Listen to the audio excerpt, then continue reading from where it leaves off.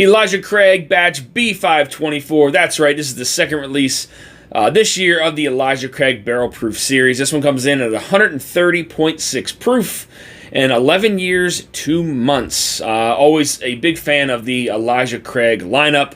I do have a favorite of the three, typically. We're going to see if that changes, though, with this B524, guys. So without further ado, let's go.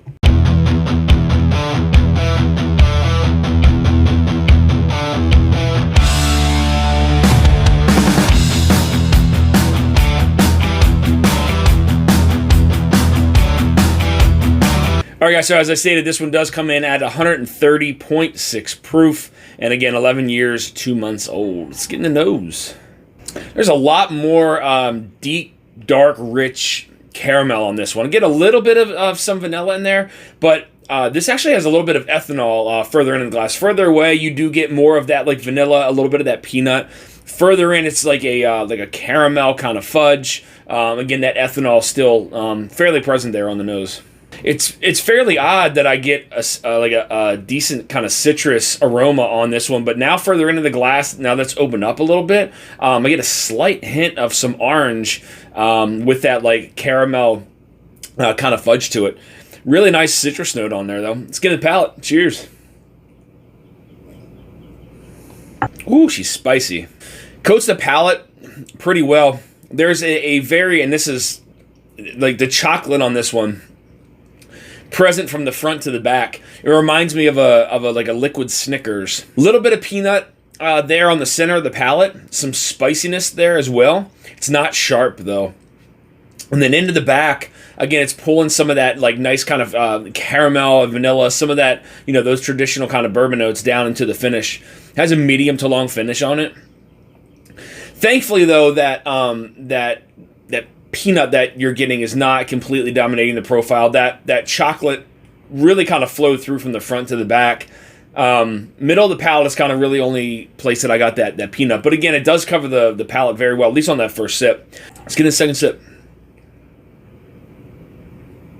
I really like the oiliness and the mouthfeel from this one, probably more than anything. I really like that liquid Snickers kind of chocolatey, slightly peanutty note, maybe a slight hint of some toffee that flows from the front to the back. It doesn't really skip over anything, really. Spiciness starting to die down a little bit there on the center of the palate.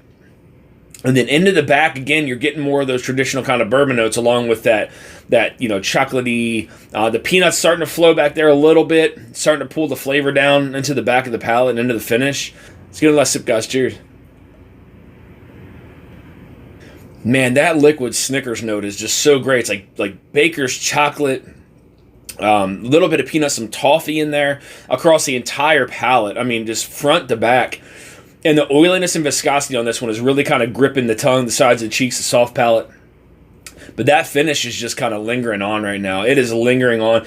Not so much a peppery finish, but I think, again, that the spiciness has kind of died down there on the center of the palate. Still slightly astringent. But really, I mean, the flavor profile on this is really kind of what I'm looking for. It's just that sharpness from that astringent like note. Just needs to tone down a little bit. So maybe I'm hoping a little bit of air getting into this will help, you know, help change that profile. But all in all, pretty nice batch here from Elijah Craig. So I want to thank you guys for tuning into this episode of Dusty Dan's Whiskey Reviews. I want to give a big shout out to my buddy Eric D for finding this bottle here to review on the channel. Guys, I think this is a great whiskey.